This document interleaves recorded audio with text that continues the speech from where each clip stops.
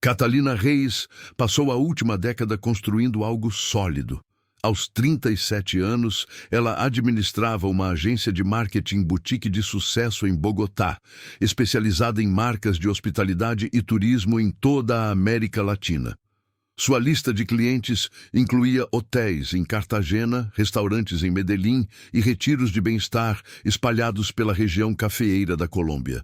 Ela tinha orgulho do que havia conquistado, especialmente considerando que havia começado com nada mais do que um laptop e determinação após seu divórcio, 8 anos antes. Seu apartamento em Chapinero oferecia vista para as colinas a leste e, em manhãs claras, ela podia ver os picos de Monserrate e Guadalupe se elevando acima da expansão da cidade. Era um espaço modesto, mas era dela. Ela dividia a custódia de seu filho, Mateu, que agora tinha 14 anos e estava cada vez mais independente, dividindo seu tempo entre a casa dela e a casa do pai, nos subúrbios ao norte. O acordo funcionava bem.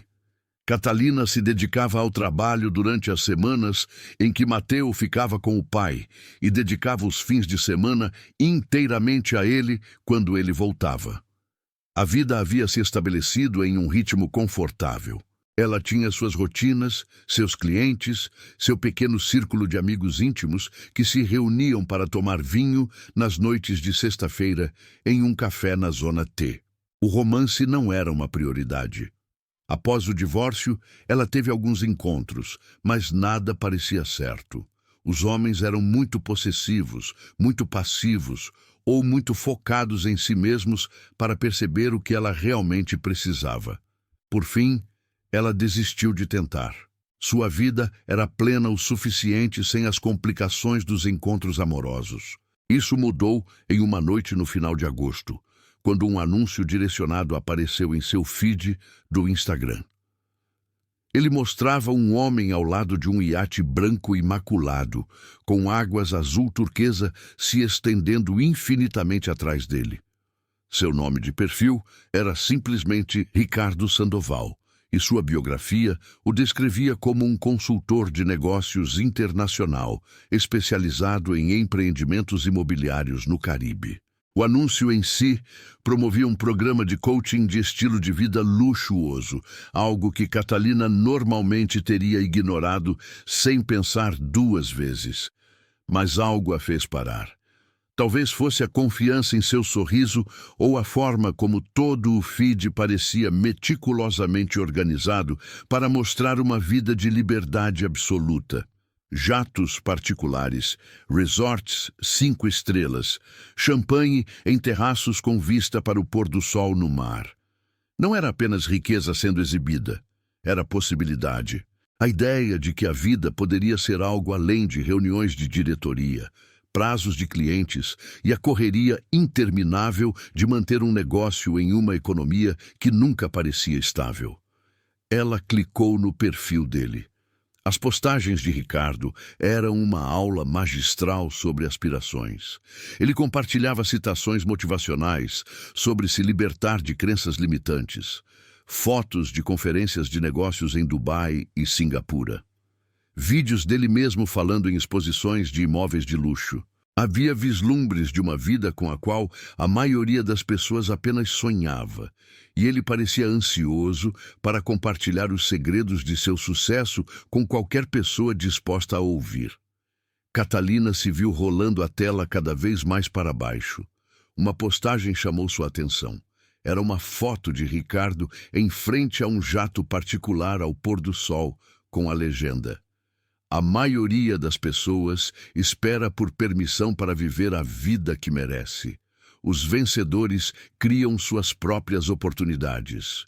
Os comentários abaixo estavam cheios de elogios, perguntas e admiração de seguidores que claramente o viam como alguém que havia descoberto a fórmula para o sucesso. Por impulso, ela enviou uma mensagem direta para ele. Era simples e profissional. Ela elogiou o conteúdo dele e mencionou seu próprio trabalho em marketing, sugerindo que poderia haver potencial para colaboração, dado que seus setores se sobrepunham. Ela não esperava uma resposta. Homens como ele provavelmente recebiam centenas de mensagens diariamente de pessoas tentando se aproximar do seu mundo. Mas Ricardo respondeu em menos de uma hora. Sua mensagem era calorosa, envolvente e surpreendentemente pessoal. Ele agradeceu por ela ter entrado em contato e disse que tinha visto o perfil dela. Ele estava impressionado com o negócio dela, escreveu, e achava que seu olho para branding era excepcional. Ele perguntou se ela já tinha pensado em expandir para o mercado caribenho. Havia um enorme potencial lá, explicou, especialmente para alguém com suas habilidades e compreensão da clientela latino-americana. Eles trocaram mensagens durante toda a noite. Ricardo fez perguntas ponderadas sobre o trabalho dela, seus objetivos, sua visão para o futuro. Ele a ouvia de uma maneira que parecia rara. A maioria das pessoas em seu setor estava ocupada demais falando sobre si mesmas para se importar genuinamente com a história de outra pessoa. Mas Ricardo parecia diferente. Ele era atencioso, curioso e generoso com conselhos. Quando Catalina fechou seu laptop naquela noite, ela sentiu uma emoção desconhecida. Nas semanas seguintes, suas conversas se tornaram rotineiras. Eles trocavam mensagens todos os dias, às vezes por horas. Ricardo compartilhava histórias de suas viagens, enviava fotos de propriedades de luxo nas quais estava prestando consultoria e, gradualmente, começou a revelar mais detalhes pessoais sobre sua vida. Ele falava sobre sua infância na Cidade do México, suas dificuldades iniciais nos negócios e o momento em que tudo mudou quando ele fechou seu primeiro grande negócio imobiliário em Tulum. Ele havia aprendido, disse ele, que o sucesso não dependia de trabalhar mais, dependia de trabalhar de forma mais inteligente e cercar-se das oportunidades certas. Catalina se viu atraída pelo mundo dele. Ele a fez se sentir vista de uma forma que ela não experimentava há anos. Quando ela mencionou que se sentia presa à sua rotina, ele a encorajou a pensar maior. Quando ela expressou dúvidas sobre sua capacidade de expandir seus negócios internacionalmente, ele a tranquilizou, dizendo que ela tinha tudo para ter sucesso. A confiança dele era contagiante e aos poucos ela começou a acreditar que talvez ele estivesse certo. Talvez ela estivesse jogando muito pelo seguro. Certa noite, enquanto trocavam mensagens, Ricardo mudou o rumo da conversa. Ele disse que estava organizando um pequeno e exclusivo retiro de negócios em Cancún no mês seguinte. Era apenas para convidados, explicou ele, destinado a empreendedores e consultores que levavam a sério o avanço de suas carreiras. Haveria oportunidades de networking com investidores, workshops sobre expansão internacional e muito tempo para relaxar e recarregar as energias em um resort à beira-mar. Ele achava que ela seria a pessoa perfeita para o evento. Catalina hesitou. Cancún era caro e tirar um tempo de seus negócios parecia arriscado. Mas Ricardo insistiu que ela não precisaria se preocupar com os custos. Ele estava patrocinando um grupo seleto de participantes, disse ele, e queria que ela fosse uma delas. Todas as despesas seriam cobertas, incluindo voos e acomodações. Ele até se ofereceu para providenciar um jato particular de Bogotá a Cancún para que ela pudesse viajar com conforto e estilo. Era, segundo ele, uma oportunidade que ela não podia deixar passar. A oferta era quase generosa demais. O instinto de Catalina dizia para ela ser cautelosa, mas sempre que a dúvida surgia, Ricardo tinha uma resposta que fazia todo o sentido. Ele explicou que investia em pessoas nas quais acreditava, e ele acreditava nela. Esse retiro não era caridade. Era um investimento em uma possível parceria futura. Ele a via como alguém que poderia ajudá-lo a expandir seus serviços de consultoria para o mercado colombiano e queria construir esse relacionamento da maneira adequada. Ela conversou sobre isso com sua amiga mais próxima, Daniela. Durante um café numa tarde de sábado, Daniela trabalhava com finanças e sempre fora a voz pragmática na vida de Catalina. Quando Catalina explicou a situação, a reação de Daniela foi de ceticismo imediato. Um homem que ela nunca conhecera pessoalmente estava oferecendo levá-la para Cancún em um jato particular. Parecia bom demais para ser verdade. Mas Catalina já havia pesquisado o histórico de Ricardo. Sua presença nas redes sociais era extensa e consistente.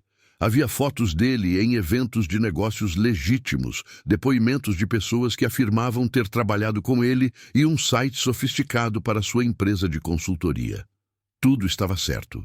Daniela continuava inconvicta, mas percebia que Catalina já havia tomado sua decisão. Havia outra complicação que Catalina não havia reconhecido totalmente, nem mesmo para si mesma. Ela estava saindo com alguém casualmente nos últimos meses. O nome dele era Andrés, um engenheiro civil que ela conhecera por meio de amigos em comum. Eles não estavam levando o relacionamento a sério ainda, mas havia potencial. Andrés era gentil, estável e genuinamente interessado em construir algo real com ela. Ele tinha sido paciente enquanto ela lidava com sua agenda lotada e suas responsabilidades com Mateu. Quando mencionou a viagem a Cancún para Andrés, ela a apresentou como uma oportunidade de negócios. Não mencionou Ricardo pelo nome, nem o detalhe do jato particular. Simplesmente disse que havia sido convidada para um retiro de networking e achava que poderia ser bom para sua carreira. Andrés pareceu apoiar a ideia, embora ela detectasse um tom de preocupação em sua voz. Ele perguntou se ela estaria segura viajando sozinha, se conhecia os outros participantes, se o evento era legítimo. Ela garantiu que tudo estava bem e prometeu manter contato enquanto estivesse fora. Na noite anterior à sua partida, Catalina fez as malas cuidadosamente. Ela escolheu roupas que equilibravam o profissionalismo com o clima descontraído de praia que imaginava em Cancún. Levou cartões de visita, seu tablet carregado com amostras de portfólio e um caderno para fazer anotações durante os workshops que Ricardo havia mencionado. Ela sentia uma mistura de nervosismo e expectativa. Esse era o tipo de atitude ousada que ela tinha medo de tomar há anos. Talvez fosse hora de parar de jogar pelo seguro. Ricardo enviou instruções detalhadas para o voo. Ela deveria chegar a um aeroporto privado nos arredores de Bogotá na manhã de sexta-feira. O jato partiria às 9 e eles pousariam em Cancún no início da tarde. Ele a encontraria no aeroporto e eles iriam diretamente para o resort, para a recepção de abertura naquela noite. Tudo estava perfeitamente planejado. Enquanto Catalina dirigia para o aeródromo naquela manhã, com a cidade ainda acordando sob um céu cinzento, ela sentiu uma pontada de dúvida. Pensou em Andrés, em Mateu, na vida que havia construído com tanto esforço. Mas então lembrou-se das palavras de Ricardo. A maioria das pessoas espera por permissão para viver a vida que merece. Talvez fosse hora de parar de esperar. O aeródromo era pequeno e tranquilo quando ela chegou, com apenas um único prédio e uma pista estreita que se estendia ao longe. Um jato branco elegante estava esperando, menor do que ela imaginava, mas inegavelmente luxuoso. Ricardo estava lá para recebê-la, exatamente como nas fotos, alto e elegante em roupas casuais de grife. Seu sorriso era caloroso, enquanto a ajudava com a bagagem e a guiava até o avião. Tudo parecia perfeito. E foi precisamente nesse momento que Catalina deveria ter percebido que algo estava terrivelmente e irreversivelmente errado. O interior do jato era menor do que Catalina esperava. Assentos de couro creme revestiam a cabine estreita e a iluminação era fraca, apesar do sol da manhã. Ela notou o carpete gasto e um leve cheiro químico misturado com ar viciado. Não era o luxo imaculado que ela imaginava, mas ela afastou esse pensamento.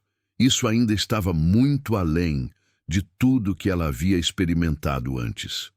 Ricardo a guiou até um assento perto da frente e guardou sua bagagem. Ele se movia com facilidade experiente. 2 outros homens já estavam sentados mais atrás. Ricardo os apresentou rapidamente. O primeiro era Javier, supostamente um investidor imobiliário de Guadalajara. Ele era corpulento, com uma barba espessa, e mal tirava os olhos do celular. O segundo homem, Miguel, era mais jovem, com traços marcantes e olhos frios que demoraram demais em Catalina antes que ele acenasse com a cabeça. Ela sentiu um desconforto, mas sorriu educadamente e acomodou-se em seu assento. Ricardo sentou-se diretamente à sua frente, com uma expressão calorosa e tranquilizadora. Ele perguntou se ela queria champanhe, e antes que ela pudesse responder, já estava servindo 2 taças de uma garrafa que estava em um balde de gelo ao lado de seu assento. O champanhe estava morno, apesar do gelo, e tinha um gosto um pouco estranho, mas Catalina não queria parecer ingrata. Ela tomou um pequeno gole e colocou a taça na mesa. A voz do piloto soou pelo interfone, anunciando a decolagem em espanhol conciso. Catalina percebeu que ele não se apresentou nem explicou os procedimentos de segurança. Em voos comerciais, sempre há instruções detalhadas sobre saídas, máscaras de oxigênio e o que fazer em caso de emergência. Aqui não havia nada. Ela disse a si mesma que provavelmente era padrão na aviação privada. Equipes menores, menos formalidades. Ainda assim, algo parecia errado. Quando o jato começou a taxiar pela pista, Ricardo se inclinou para a frente, com os cotovelos apoiados nos joelhos. Ele começou a falar sobre o retiro, descrevendo o resort onde ficariam hospedados e os outros participantes que ela conheceria. Mas suas palavras pareciam ensaiadas, quase roteirizadas, como se ele estivesse recitando falas que já havia dito muitas vezes antes. Catalina tentou se concentrar no que ele estava dizendo, mas sua atenção continuava se desviando para os 2 homens no fundo. Nenhum dos 2 havia falado desde que ela embarcou. Eles ficaram sentados em silêncio, ocasionalmente trocando olhares que pareciam carregar um significado que ela não conseguia decifrar. O jato decolou e Catalina viu Bogotá encolher abaixo dela. A cidade em expansão deu lugar a montanhas verdes e, em seguida, a vastas extensões de campo. Ela sentiu a taça de champanhe sendo pressionada em sua mão novamente. Ricardo sorria para ela, encorajando-a a beber, a relaxar, a aproveitar a experiência. Ela tomou outro gole, desta vez sentindo um gosto amargo por baixo das bolhas. Sua boca ficou seca quase imediatamente e uma leve tontura começou a nublar seus pensamentos. Ela tentou fazer uma pergunta a Ricardo sobre o itinerário, mas suas palavras saíram mais lentas do que ela pretendia, um pouco arrastadas. Ele não pareceu preocupado. Na verdade, ele se recostou no assento, com uma expressão satisfeita, como se tudo estivesse indo exatamente como planejado. A visão de Catalina ficou embaçada nas bordas.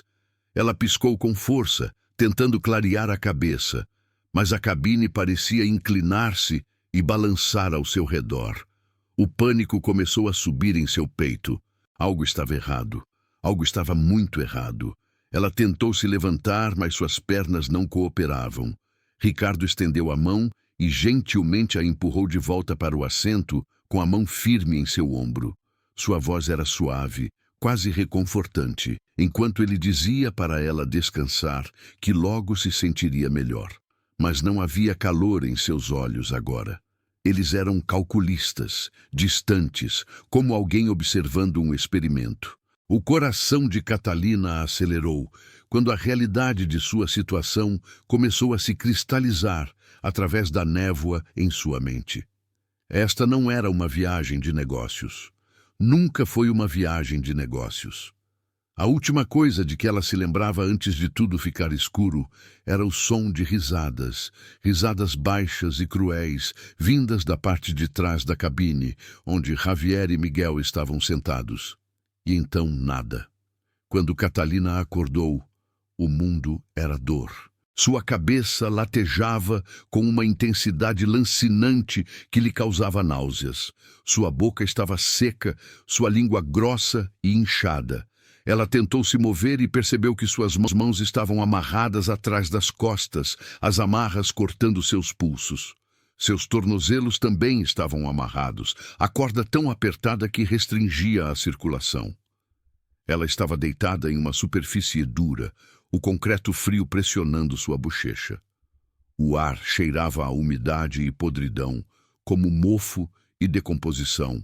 Ela forçou os olhos a se abrirem, embora até mesmo a luz fraca na sala causasse pontadas de dor em seu crânio. O espaço era pequeno e sem janelas, iluminado por uma única lâmpada nua pendurada no teto. As paredes eram de blocos de concreto, manchadas com umidade e algo mais escuro que ela não queria identificar. Não havia móveis, nenhum sinal de conforto ou humanidade, apenas vazio e o peso opressivo do medo. Catalina tentou gritar, mas apenas um coacho rouco saiu de sua garganta. Sua voz havia sumido, roubada por qualquer droga que eles tivessem usado nela. Ela não sabia há quanto tempo estava inconsciente ou onde estava. O jato estava no ar quando ela desmaiou. Eles podiam estar em qualquer lugar. México, em outro lugar completamente diferente, não importava. Ela estava presa. Passos ecoavam do lado de fora da sala, pesados e deliberados. A porta, uma grossa placa de metal que ela não havia notado em sua desorientação, se abriu com um rangido. Ricardo entrou, mas agora parecia diferente. A persona de empresário polido havia desaparecido, substituída por algo mais frio e eficiente. Ele não estava sozinho. Javier e Miguel o seguiam, com expressões impassíveis e profissionais. Ricardo se agachou ao lado dela, inclinando a cabeça enquanto estudava seu rosto. Ele falava em espanhol agora, seu sotaque revelando indícios do norte do México que ela não havia notado antes. Ele disse que ela havia sido escolhida com cuidado. Eles sempre escolhiam com cuidado. Mulheres com ambição, mulheres que queriam mais, mulheres que podiam ser atraídas para longe de suas vidas seguras com a promessa de algo melhor. Era quase fácil demais, disse ele com um sorriso malicioso. A mente de Catalina correu, tentando processar o que ele estava dizendo. Ela pensou em Mateo, em Andrés, em Daniela e em todas as pessoas que estariam se perguntando onde ela estava. Alguém sabia que ela havia entrado naquele avião? Ela havia dito a Andrés que iria para Cancún, mas não lhe deu detalhes. Ela não havia contado a ele sobre Ricardo, o jato particular ou a localização exata do aeródromo. Ela havia mantido tudo vago, não querendo que ele se preocupasse, não querendo explicar as partes que pareciam boas demais para ser verdade. Ricardo levantou-se e fez um gesto para Miguel, que se aproximou com algo na mão. Catalina não conseguiu ver o que era até ele estar bem ao lado dela. Um alicate, industrial, pesado, projetado para agarrar e puxar. Seu corpo inteiro ficou rígido de terror quando ela compreendeu a situação. Não se tratava apenas de um sequestro. Era algo muito pior. Miguel agarrou seu queixo, forçando-a a abrir a boca. Ela tentou se debater, lutar, mas Javier a segurou com eficiência brutal. Ricardo observava da porta, com uma expressão distante, quase entediada. Ele explicou, como se estivesse dando uma aula a um aluno, que eles tinham um sistema. As mulheres que traziam para lá serviam a um propósito. Algumas eram vendidas, outras eram usadas e outras, como ela, serviam de exemplo quando os compradores queriam provas de controle. Dentes, disse ele, eram surpreendentemente valiosos em certos mercados. Colecionadores pagavam bem por troféus incomuns. A dor que se seguiu foi além de tudo que Catalina jamais imaginara. Era ardente e consumidora, irradiando de sua boca por todo o corpo em ondas de agonia. Ela ouviu gritos distantes e animalescos e percebeu que vinham de sua própria garganta. Miguel trabalhava metodicamente, arrancando dente após dente com o alicate. cada extração acompanhada pelo som repugnante das raízes se separando do osso. O sangue encheu sua boca, sufocando-a, e ela não sabia dizer se minutos ou horas se passaram até que ele finalmente parou. Quando a deixaram sozinha novamente, Catalina estava deitada em uma poça de seu próprio sangue, seu corpo tremendo incontrolavelmente. A dor era insuportável, mas pior era saber o que viria a seguir. Ela iria morrer ali, naquele quarto imundo, longe de casa, longe de todos que amava, e ninguém jamais saberia o que havia acontecido com ela. Andrés percebeu que algo estava errado antes de qualquer outra pessoa. Catalina havia prometido ligar quando pousasse em Cancún na tarde de sexta-feira. Na manhã de sábado, ainda nada. Nenhuma mensagem, nenhuma ligação, nenhuma atualização nas redes sociais. Seu telefone ia direto para a caixa postal toda vez que ele tentava ligar. Na tarde de sábado, sua preocupação havia se transformado em verdadeiro alarme. Isso não era típico dela. Ela era meticulosa com a comunicação, especialmente quando viajava. Andrés dirigiu até o apartamento dela naquela noite, usando a chave reserva que ela lhe dera. Tudo estava organizado como de costume. No escritório dela, ele encontrou a agenda com apenas viagem a Cancún e um pequeno emoji de avião. Sem nomes de hotéis, sem contatos, sem itinerário. O laptop dela estava protegido por senha. Era como se ela tivesse mantido os detalhes deliberadamente vagos. Foi então que Andrés ligou para Daniela. A melhor amiga de Catalina confirmou que ela havia mencionado a viagem casualmente, mas não havia fornecido detalhes. Ela disse que era um evento de networking sobre a expansão para o mercado caribenho. Daniela ficou cética, mas não insistiu em saber mais detalhes. Juntas, elas examinaram as contas de Catalina nas redes sociais, procurando qualquer indício de quem a havia convidado para essa viagem. Não demorou muito para encontrar o perfil de Ricardo Sandoval. Seu feed elegante estava repleto de conteúdo motivacional e de luxo. Daniela reconheceu a conta imediatamente. Esse era o homem com quem Catalina trocava mensagens há semanas. Aquele que lhe prometera oportunidades de negócios e conexões. André sentiu um frio na barriga ao percorrer as postagens de Ricardo. Tudo parecia legítimo à primeira vista, mas havia algo que parecia artificial, perfeito demais. Os comentários em suas postagens eram genéricos e repetitivos. Muitos dos perfis que o elogiavam pareciam falsos, com poucos seguidores e sem conteúdo pessoal. Quando Andrés tentou encontrar informações sobre a empresa de consultoria de Ricardo, descobriu que o site da empresa havia sido registrado há menos de 6 meses. Não havia depoimentos verificáveis de clientes, nem registros de registro comercial que ele pudesse localizar. Na manhã de domingo, eles decidiram registrar um boletim de ocorrência por desaparecimento. Na Fiscalia General, em Bogotá, um detetive chamado Héctor Ruiz tomou o depoimento deles. Ele tinha cerca de 50 anos, cabelos escuros com fios grisalhos e olhos que haviam visto demais o lado sombrio da cidade. Ele ouviu atentamente enquanto Andrés e Daniela explicavam tudo o que sabiam, tomando notas detalhadas sobre a linha do tempo, a misteriosa viagem de negócios e o perfil de Ricardo Sandoval. A expressão do detetive Ruiz ficou séria quando eles lhe mostraram a conta de Ricardo nas redes sociais.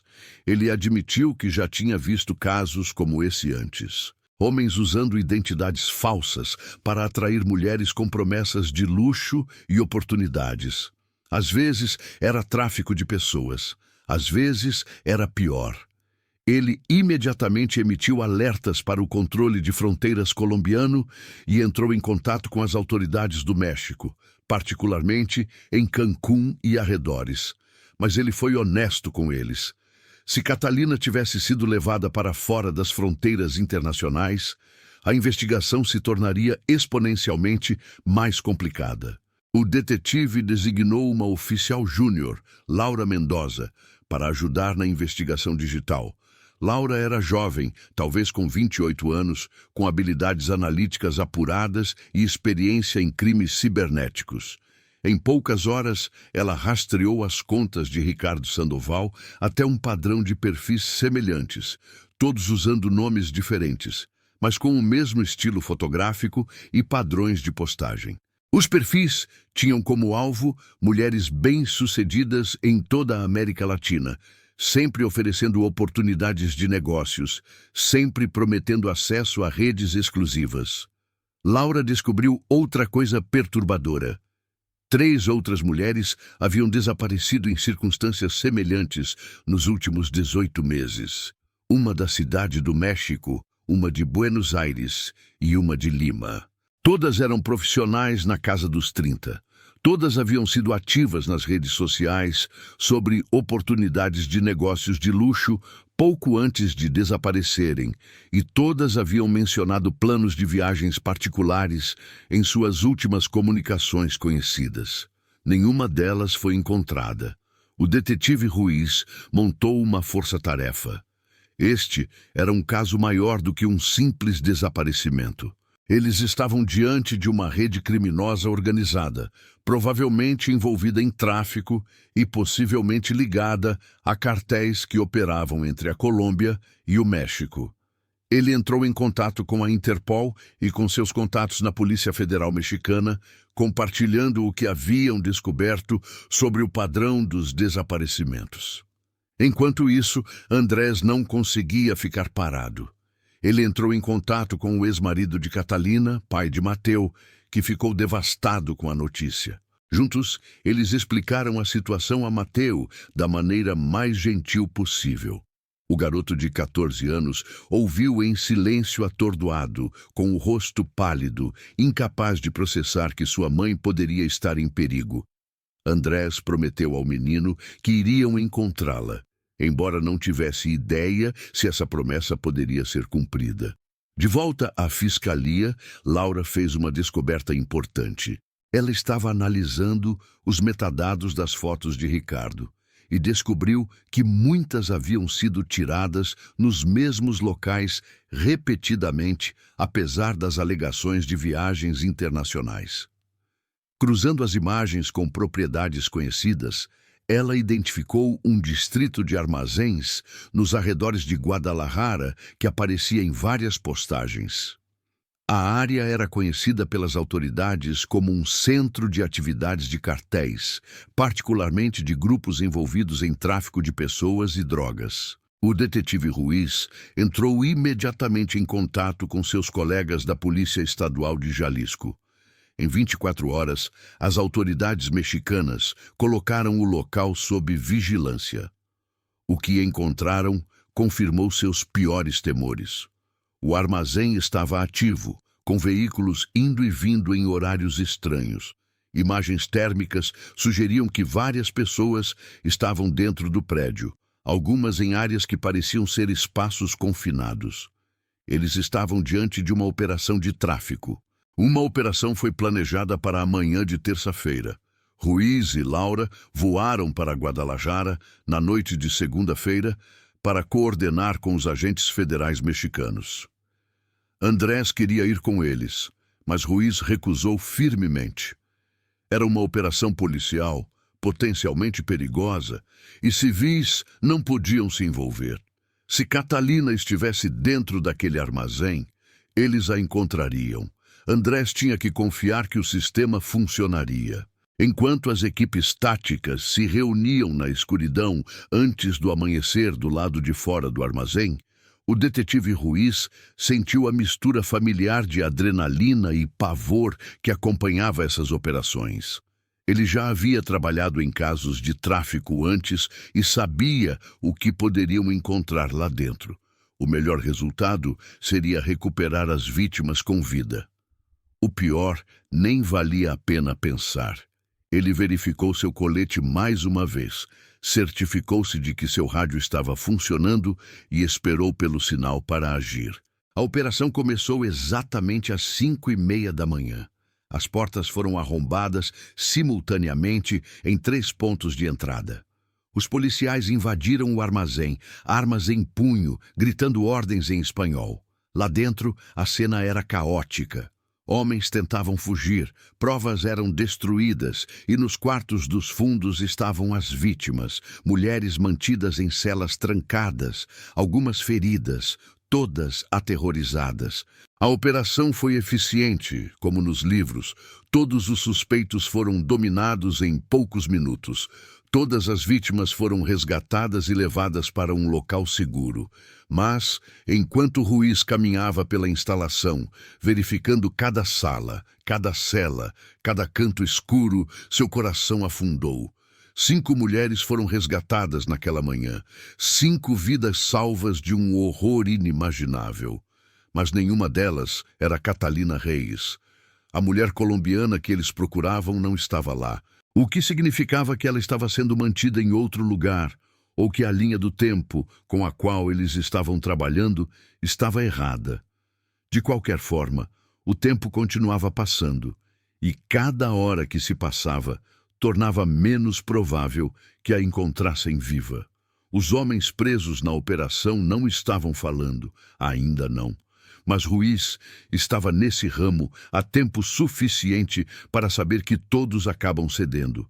Era apenas uma questão de tempo, pressão e encontrar a alavanca certa. Enquanto observava os suspeitos sendo colocados em veículos de transporte, amarrados com abraçadeiras e taciturnos, ele fez uma promessa a si mesmo. Ele descobriria o que aconteceu com Catalina Reyes e garantiria que quem quer que fosse o responsável pagasse por cada momento de sofrimento que causou. A sala de interrogatório em Guadalajara era deliberadamente desconfortável. Paredes de concreto, luz fluorescente forte e uma mesa de metal presa ao chão.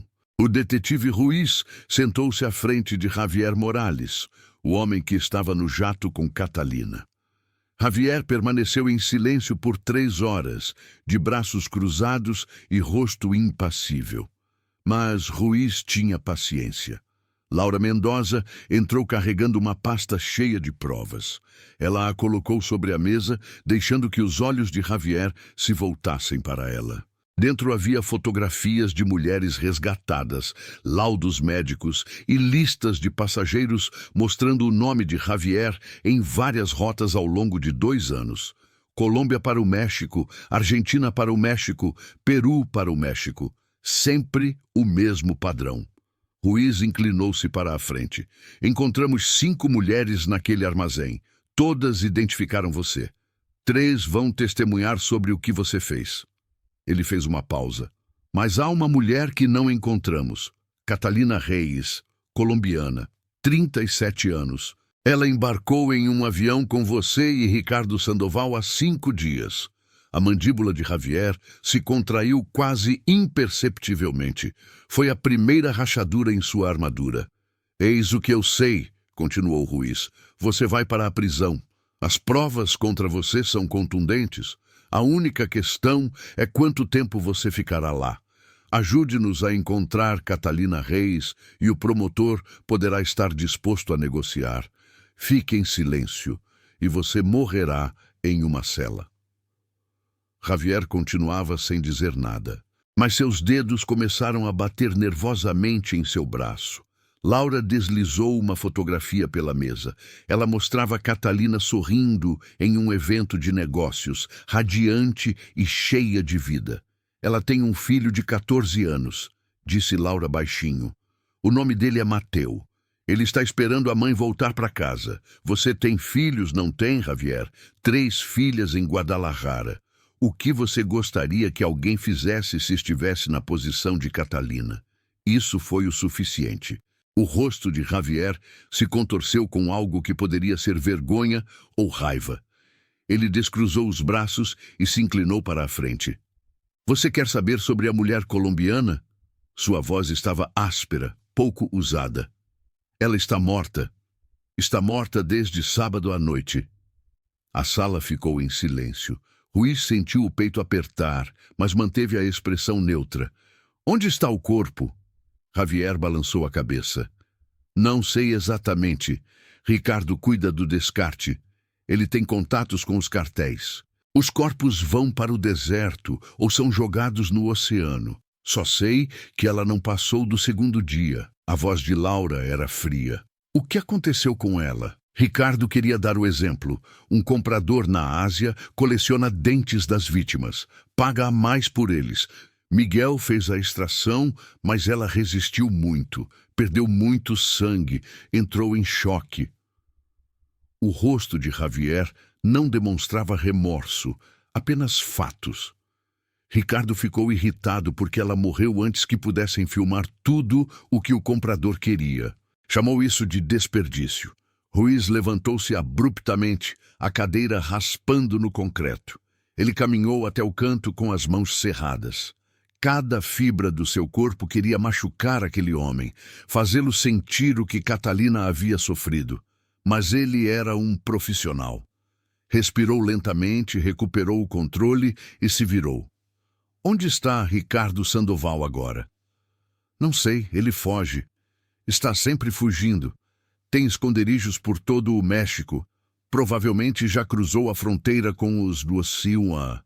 Laura já estava enviando essa informação por mensagem para a Força-Tarefa. Se Ricardo tivesse fugido para os Estados Unidos, precisariam coordenar com o FBI e a segurança interna. Ela olhou para Javier. E Miguel? Onde ele está? Provavelmente com o Ricardo. Eles sempre ficam juntos depois que um trabalho dá errado. Nas 6 horas seguintes, Javier lhes deu tudo. Nomes, locais, contatos de compradores, detalhes sobre alvos nas redes sociais e iscas comerciais falsas. A operação durou 3 anos, fazendo pelo menos 20 vítimas em toda a América Latina. A maioria não foi denunciada, porque eles selecionavam mulheres em situações de vida difíceis, mulheres que diziam às pessoas que estavam viajando a negócios. O detetive Ruiz ligou para Andrés de um escritório silencioso naquela noite. Foi a ligação mais difícil que ele já fez. Ele explicou gentilmente o que eles descobriram.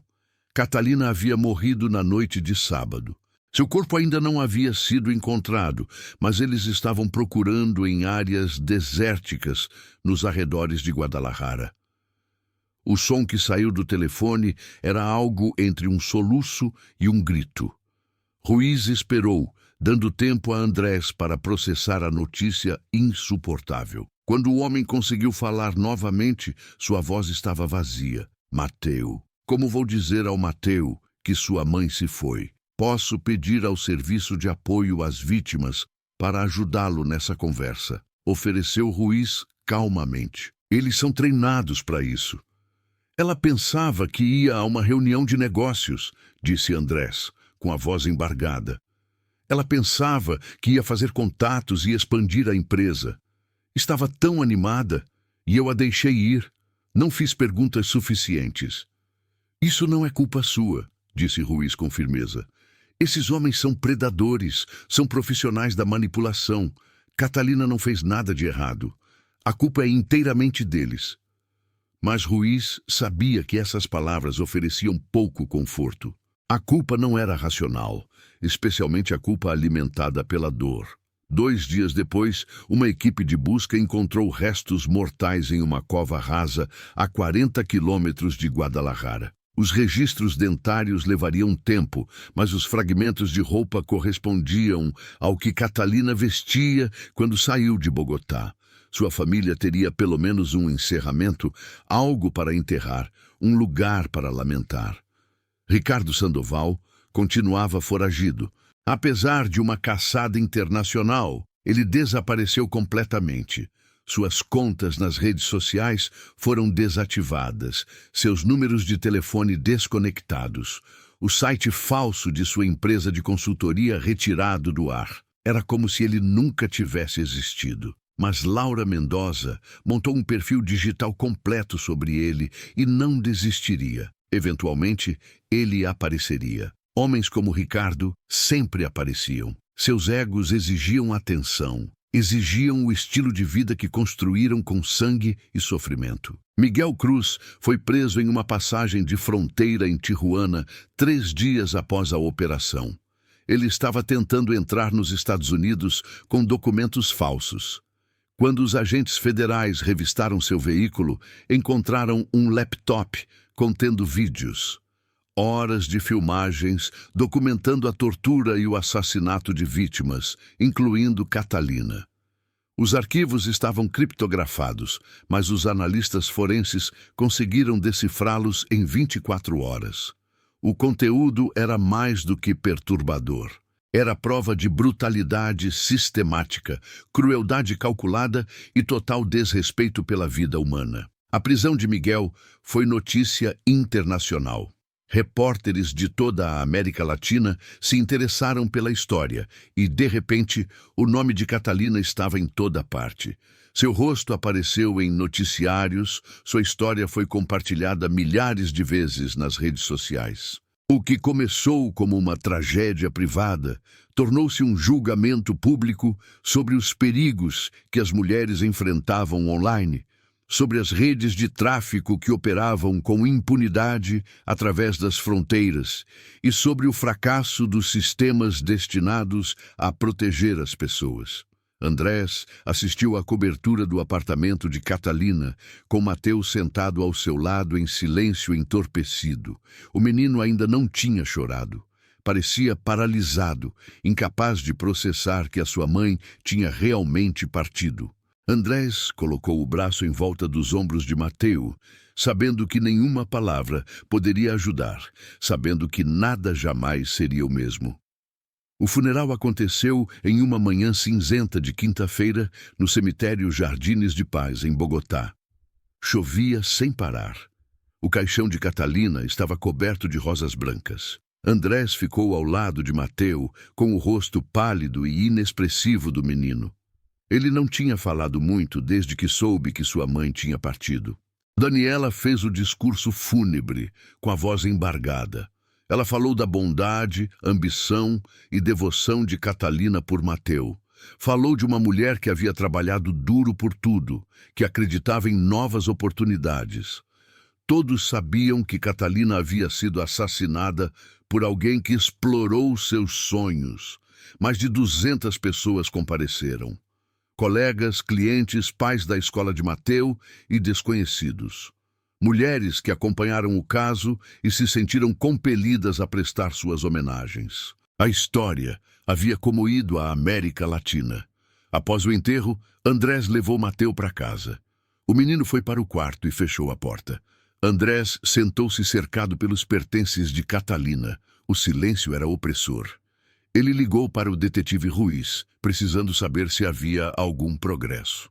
Ruiz tinha novidades. O julgamento de Miguel Cruz estava marcado para daqui a 3 semanas. Os promotores tinham um caso irrefutável, com vídeos, depoimentos das vítimas e provas forenses. Javier Morales testemunharia contra Miguel em troca de uma redução da pena.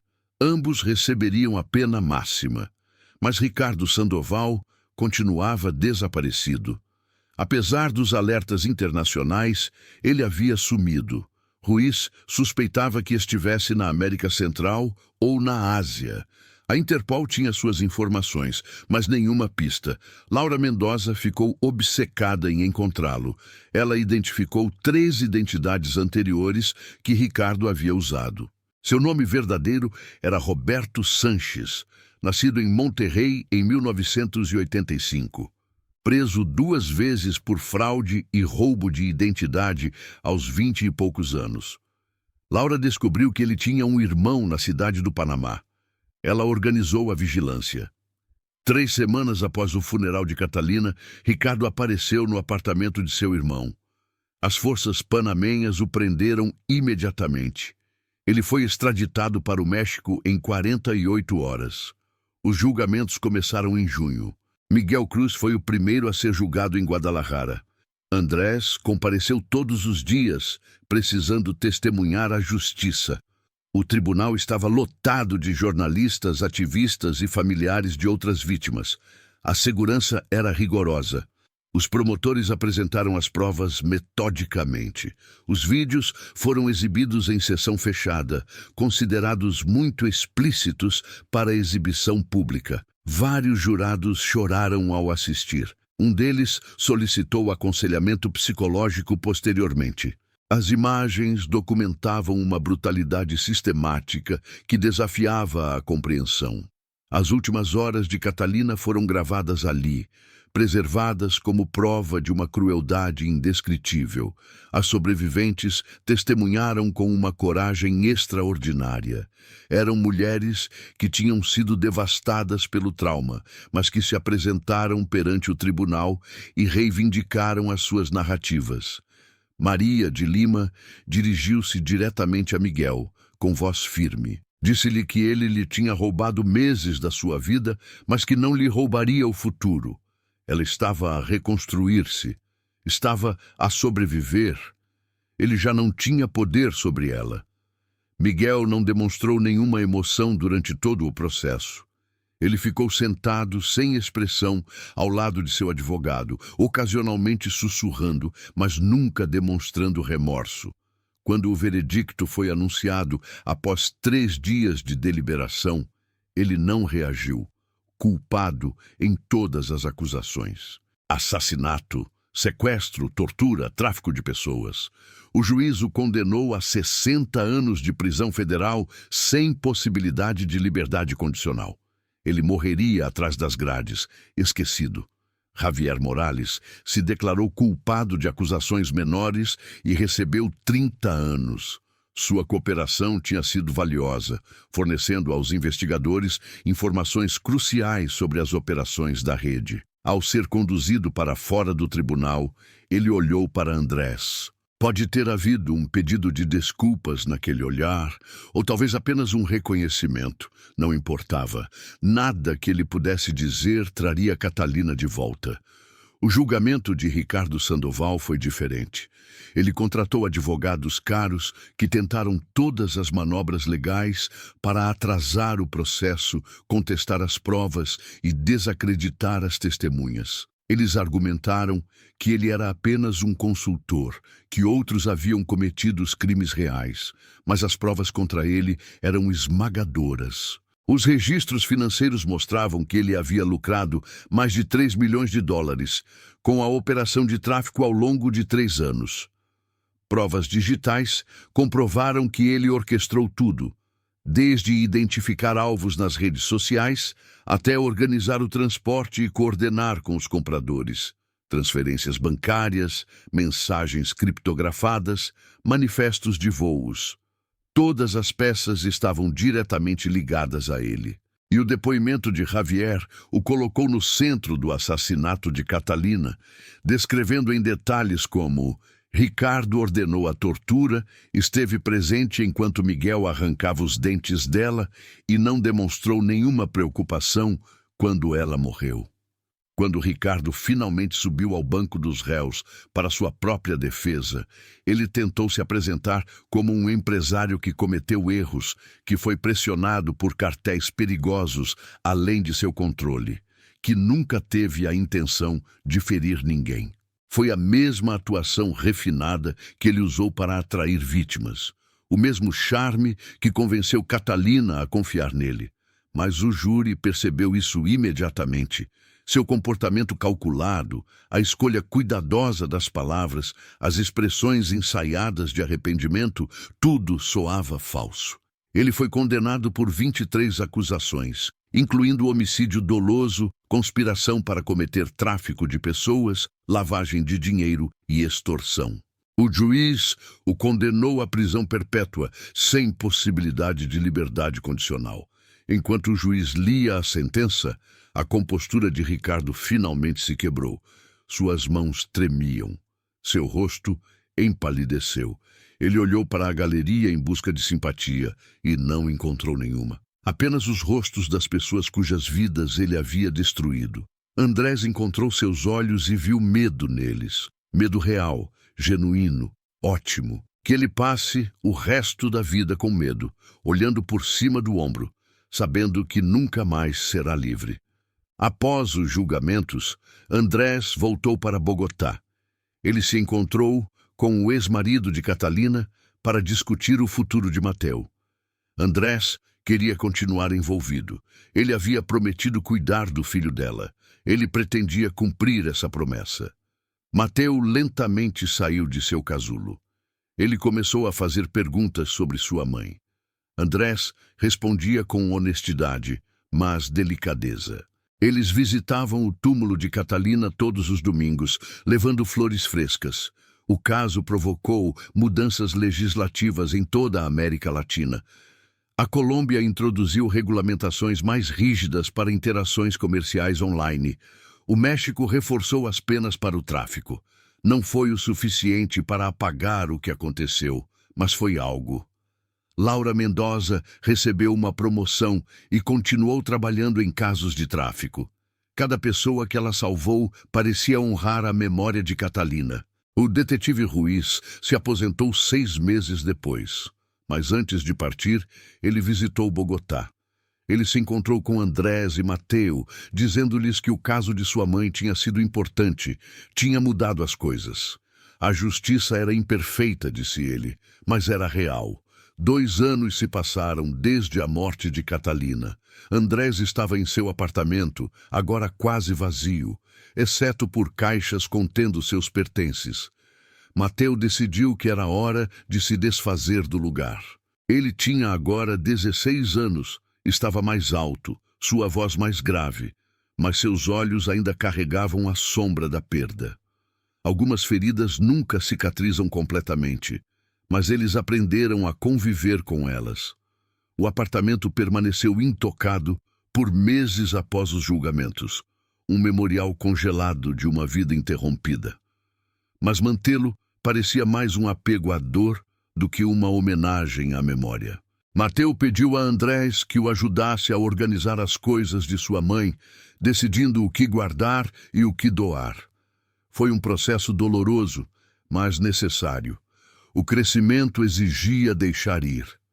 Andrés pegou uma foto emoldurada da mesa de Catalina. Ela mostrava ela e Mateu na praia, ambos rindo com o vento nos cabelos. A foto tinha sido tirada 3 anos atrás, durante uma viagem de fim de semana a Cartagena. Tempos mais simples. Ele cuidadosamente a embrulhou em plástico bolha e a colocou em uma caixa marcada como manter. Mateu saiu do quarto da mãe, carregando uma pilha de cadernos de negócios dela. Ela anotava tudo, disse ele baixinho. Cada reunião, cada ideia, cada plano. Ela era tão organizada. Sua voz embargou um pouco, mas ele não chorou. A dor crua se transformou em outra coisa com o tempo. Não exatamente aceitação, mas reconhecimento. Sua mãe se fora. Essa realidade nunca mudaria. Mas sua influência permanecia. Eles trabalharam em silêncio por um tempo, passando por cômodos cheios de pedaços de uma vida. Roupas que ainda mantinham seu perfume. Livros com anotações manuscritas nas margens. Cada item contava uma história. E organizá-los era como ler capítulos de um livro que eles nunca conseguiriam terminar. Daniela chegou por volta do meio-dia com sanduíches e café. Ela permaneceu próxima de Andrés e Mateu, visitando-os regularmente, organizando eventos em memória, em datas importantes e garantindo que a história de Catalina não fosse esquecida. Ela também se envolveu com uma organização sem fins lucrativos, criada em homenagem a Catalina, que educava jovens profissionais sobre segurança online e conscientização sobre o tráfico humano. A fundação já havia alcançado milhares de pessoas em toda a Colômbia por meio de workshops e campanhas digitais.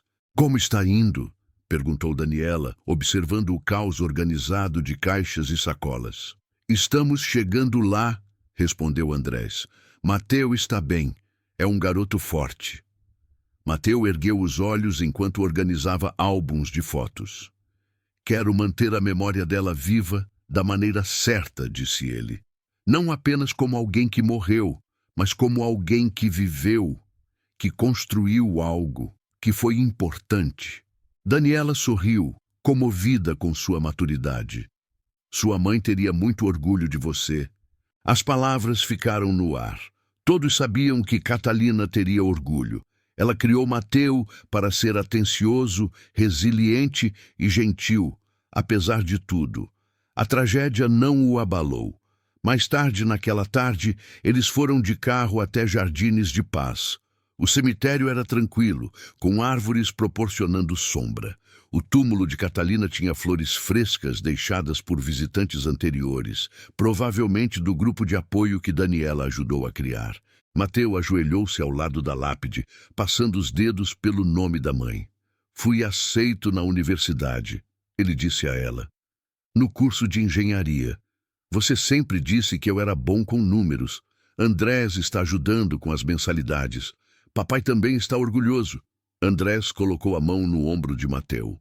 O menino havia carregado a dor com notável compostura, mas ainda havia momentos em que o peso se tornava insuportável.